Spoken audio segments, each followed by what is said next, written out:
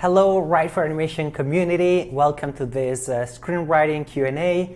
My team did a great job selecting some great questions from all over social media. We have YouTube comments on Instagram. We're now also on X and TikTok. So there's a lot to cover and you're in for a treat because you really have great questions and some of them are really important. And I love that there is a balance between industry and craft questions. So if you want to become a better storyteller and if you want to make a living from this wonderful craft of storytelling and screenwriting, you're in the right place. And let's get started right away with the first question that says, what is the key to writing a great ending? And this is a super important question. I imagine you had the experience of going to the movie theater and seeing a film that has a great start, but then when you get to the end, the resolution, the ending was not compelling. And that's a big problem to have. You can have a kind of good first act and maybe an okay second act, but if you have an incredible ending, then people will forget and forgive the beginning and the middle of the film because you left them satisfied and excited about the conclusion of your story. So how do you create a great ending for your film? I cannot talk about great endings without the reference of Michael Arndt. Michael Arndt is the screenwriter behind Toy Story 3, Star Wars, The Force Awakens, Hunger Games, and of course The Little Miss Sunshine, a movie that I absolutely love. And he put out a great video. This is a talk that he used to give privately, including at Pixar.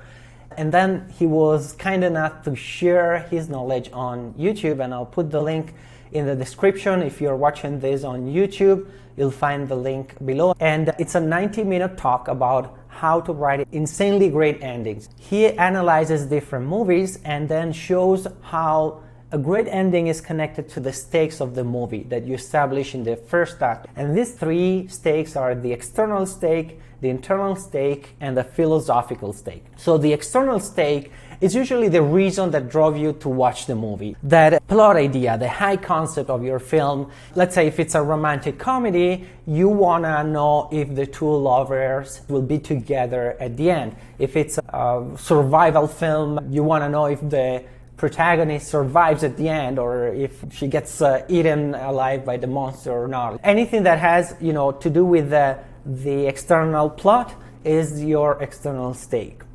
And the internal stake is what's going on inside the character, your main character, and it's all about their inner troubles, what they're trying to understand in order to have a fulfilled life.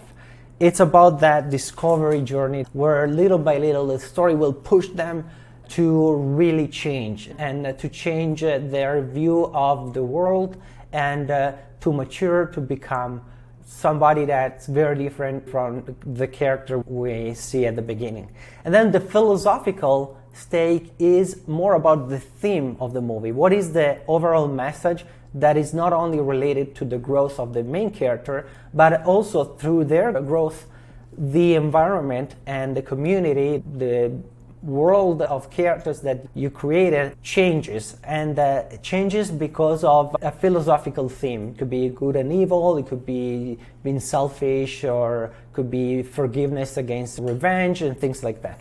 Those are, the things that you want to track throughout the film, but when you get to the ending, that's when you want everything to collide, everything to climax at the same time, and you want to play with reversal in each of these stakes and compress them. I think Michael Arndt suggests to have that in less than 2-3 minutes to really condense everything so that you have a powerful ending. So when the movie has reached the climax of the story and all these three stakes have been resolved, then it's time to really wrap it up and then end the movie. So the second question is, how do I protect my screenplay from theft or plagiarism?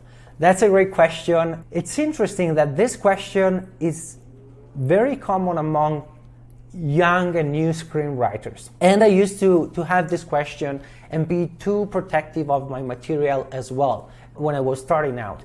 And it's very common because you're starting out, you discover you're very creative, you can come up with some ideas that you think that they're very unique, and then you get worried because you start listening, you read some articles. But let me tell you that it's not really how the industry works. It would be very stupid to try to steal a project, and it happens, but the industry itself makes it very hard. Let's say you don't have good intentions, and as a producer you copy an idea and you wanna sell this project to a streamer, let's say Netflix. And then you go to Netflix, they love your idea that you've stolen, and the first thing that you have to sign is a chain of title, which is that proves that everything is in order with the contributors to the story and the script. So you basically get there with a script and say, I work as a producer with 3 writers, I own the rights, here are all the contracts that prove that, these people have been paid. There's a lot of attention and a lot of scrutiny in the way the project got to that state. And you become responsible in case somebody wants to sue Netflix, for example. You can start to see that it's not as common as the media make it look like, because of course some news that will be very interesting to read about these cases, but they're not very common.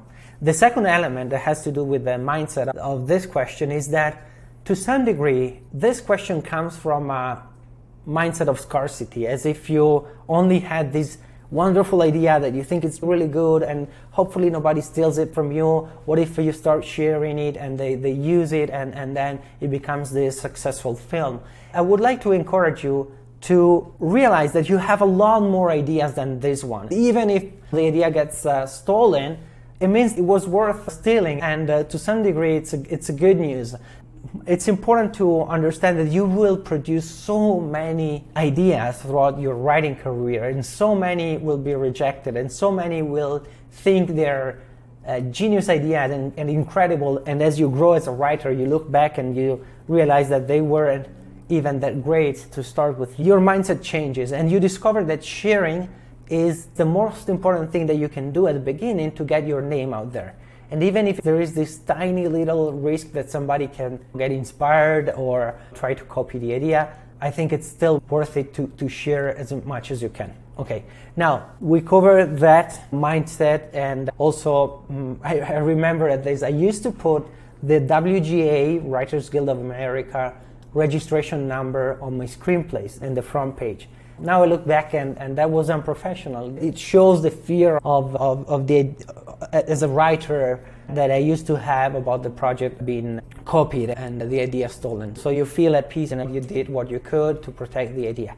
So you want to establish in front of the law that you created that idea on a specific date. So if you have a script and then you can do a submission to the WGA registration website, it's very inexpensive, and they will give you a certificate that that file and that project has been submitted by a specific date. That means that in case there is a problem, you can show as a record that you had that idea already. And the execution of that idea, because ideas cannot be protected. A general idea about a film, something that you cannot protect, at least under US law and pretty much internationally, because we all recognize that even if it's the same idea, multiple people can come up with the same idea. And that's very common. If you write enough, at some point, you will be in a situation where you're at the movie theater and you watch a trailer, and that trailer is very similar to something that you are writing or that you've written. I really recommend doing the WGA registration. It's a proof that you have completed something at a specific date. Back in the days, I've heard people saying that they used to mail the script to themselves so that they would have the postal stamp with the date to prove that, because the envelope was sealed. And also later with emails. You send yourself an email, there is a date and time where the email is sent and received. So don't worry too much about that. Keep sharing and find trusted people that you can share your project with. Okay, so let's go to the third question. That's about how do I create a portfolio as a screenwriter? I want to start with a mistake that many of us make when we start out.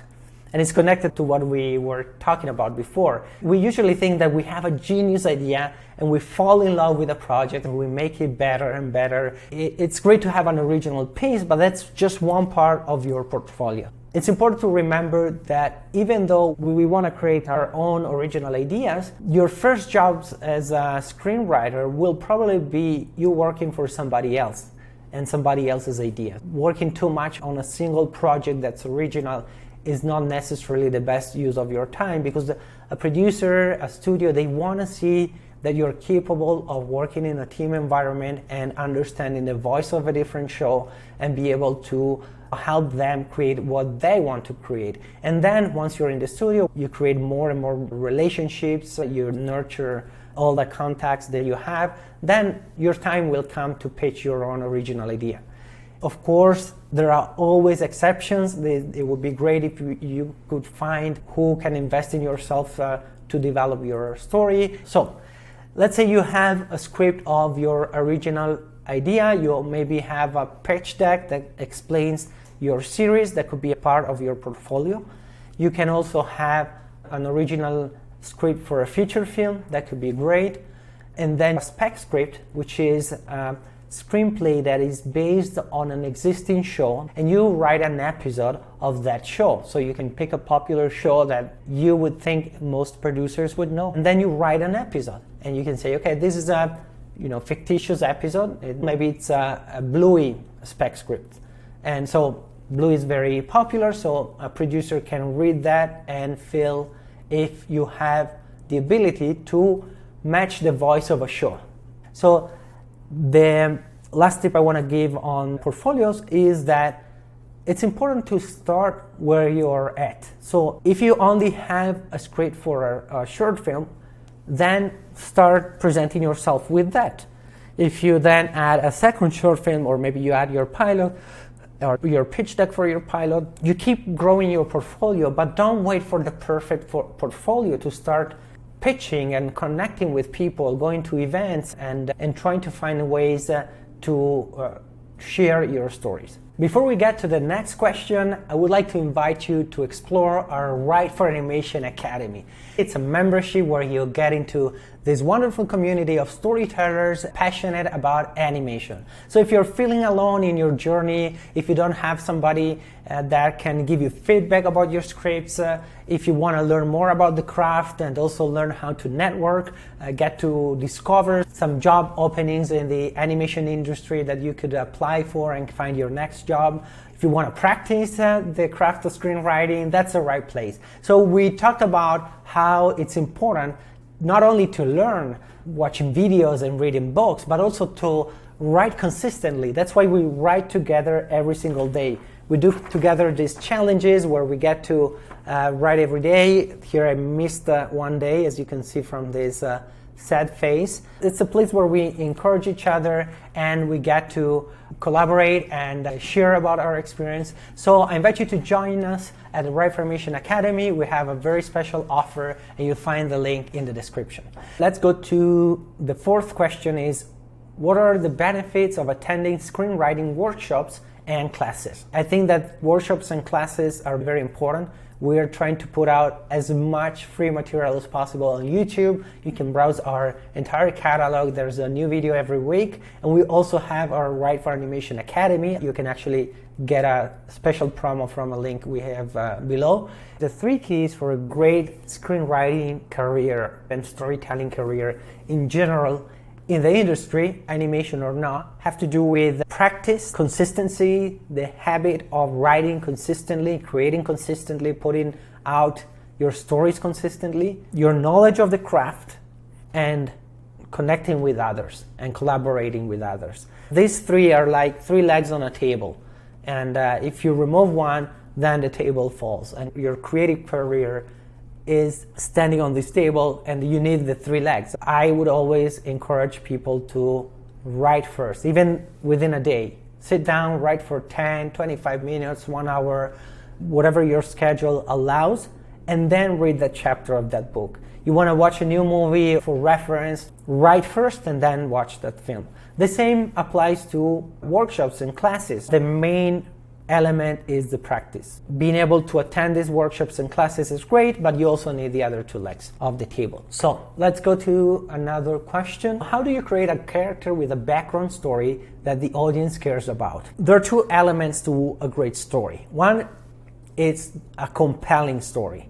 And compelling means that it's something that catches you, that's something unique, that's something you haven't seen, that's something that is exciting. And the other side is that the story needs to be meaningful. That has to do with a sense of fulfillment and something to think about when you leave the theater or you leave the experience of watching your story on the screen. The background of a character is a reflection of those two elements, something that is compelling, something that is meaningful. It is also meant to create empathy with the character. We want to care about these characters. A distinction that is important is that maybe you do create a wonderful background story, but it's not necessarily expressed in the movie. It's something that you know as a writer is your character biography, because it helps you understand that this is a real person. So you want to know everything about your characters. It will help you ground them in something that's real, something that feels authentic. But you might decide to show the tip of the iceberg of this backstory, and then you can tap into the subtext that some little elements, nuances, dialogue lines, and moments reveal about their past. And then you can also have a moment where you actually have your character express how they feel about their past and how those past experiences are affecting the way they see the world. And so we have another great video about these three elements: the ghost, the lie, and the truth. So sometimes these backstories contain some traumatic experience that is fueling a lie that the protagonist is believing, like a misbelief about life. Let's take a Pixar movie. Finding Nemo is the story of a father who's too overprotective of Nemo. And his misbelief is that the ocean is so dangerous that it's better to overprotect and create an environment of complete safety and not exploring what could be dangerous. And that's the opening of the film. We start the film where Marlin and his wife are starting this new life, and then tragedy erupts in his life. There's a barracuda fish that attacks him and his family and kills the wife and all the little eggs except for Nemo. And so that backstory makes you care for Marlin. You can see that he has a reason to be overprotective of Nemo, and that's really helpful throughout the film. And I think you can find it probably online. Andrew Stanton, the director, has a great story. I think it was in one of the behind the scenes of the film, where he shares how he wanted to reveal that backstory little by little throughout the film. But then he realized that it wasn't working, because we couldn't feel for Marlin until we realized what happened. But by the time we realize the whole story, then it's too late, because the movie is progressing and you want your audience to be connected to your protagonist as soon as possible. It doesn't mean that they need to be perfect. Actually, it could be the opposite of that. They could be very flawed and they could be not morally correct. But the important thing for us to understand through the backstory is why they're behaving that way. So in the case of Finding Nemo, it is a very traumatic experience. I hope this helps, and we'll link some of our videos and resources in the description. If you're watching this on YouTube, then that's where you're going to find that. Let's go to, we have this other question from a YouTube comment that says, does the story come first or the dialogue? That's a good question, because sometimes a line of dialogue can inspire you as a writer. So in some specific cases, some dialogue moments, something you hear, something you write, that can spark an entire idea. But usually story comes first, because dialogue is an element of the story that's usually written at the end of the process. Going back to understanding the entire process of writing a film, you need to start with an idea. And that idea can be sparked by some dialogue. But that said, it's an exception, and it's just the beginning of the idea. Then that idea needs to be compelling, it needs to be something that's catchy and interesting, and then you start creating the story. And the story is an expression of a character that's changing. And dialogue is usually the last element of a screenplay.